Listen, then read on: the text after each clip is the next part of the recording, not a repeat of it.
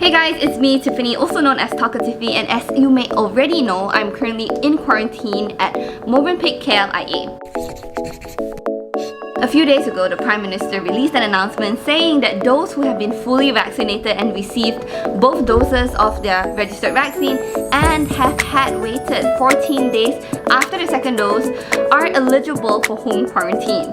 At that point, I would have been 2 days in quarantine. However, the rules were really opaque and no one's really sure how they were going to get this home quarantine anyway. Steph and I decided to write a few emails and get a little bit more information on what we could do. Unfortunately, since then, they have announced that if you are currently under quarantine, you are probably not eligible to be released early. In any case, I thought it would be useful to share a little bit about the process that we understand. So when we first started out, we were told to email CPRC. So CPRC is the Crisis Preparedness and Response Center in Malaysia, and that email address is cprc@moh.gov.my. What we did was that we wrote to them with our name, our flight number, as well as sent them our vaccination certificate that was on my Sejahtera. They instead replied us with a form telling us that they are not the right party, we need to email HSO instead. Now what is HSO? HSO is the Home Surveillance Order Department. So they sent us a form, and I'm just going to take you through the form to see whether or not this will be something that's relevant to your situation. Because in addition to having been vaccinated, there are several other criteria for home quarantine, including visiting a sick relative, attending a funeral, seeking treatment at a clinic or hospital, or having any other ailment, early release, there are no grounds for that, and if you are a pregnant woman, you can state your expected date of delivery supported with a letter from a clinic or hospital. So these seem to be terms and conditions that may allow you to be eligible for release. So let's just go through the form together. At first, you just need to fill in the name of the applicant. Therefore, if you are applying for a few people, for instance with myself and my husband, he is writing for me. So we only submitted one form. Okay, then you write down who you're applying for. That will be your name and IC number, and as well as your passport number, your email address. So this is where you state your intent of appeal, whether you fall under any of the categories I mentioned earlier. You would also want to state whether you are Malaysian or non-Malaysian. According to the Prime Minister's announcement, it doesn't seem like home quarantine is restricted only for Malaysians. If you are non-Malaysian but you have a place to home quarantine at, you are also eligible for home quarantine. So this is also another section where you have to submit relevant supporting documents.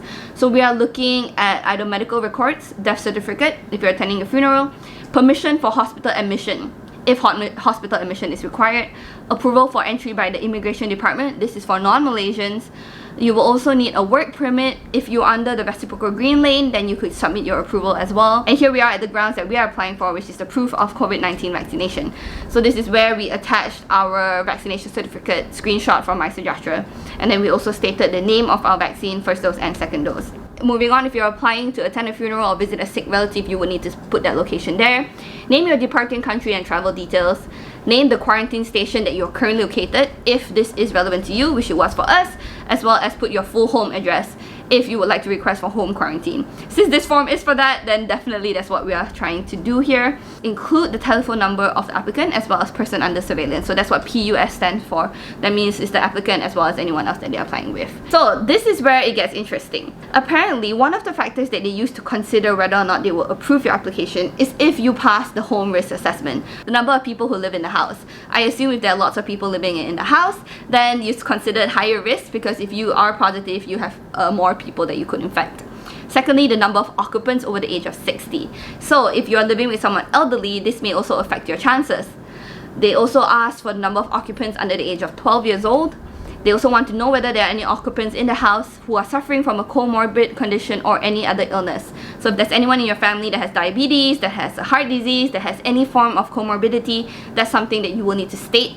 I would recommend that if you do have people in your household who are in a unwell condition, perhaps you could request a home quarantine at another location instead. You could try to book an Airbnb, but you just put in the address first. In addition, they ask for the number of rooms in the house. I suppose they're trying to assume that would you be able to socially distance in your house, because if you do have those people in your home but you have, like, I don't know, 10 rooms, I suppose that wouldn't be a problem. They also want to know the number of bathrooms and toilets, as well as the number of ensuite bathrooms connected. So that's the full application.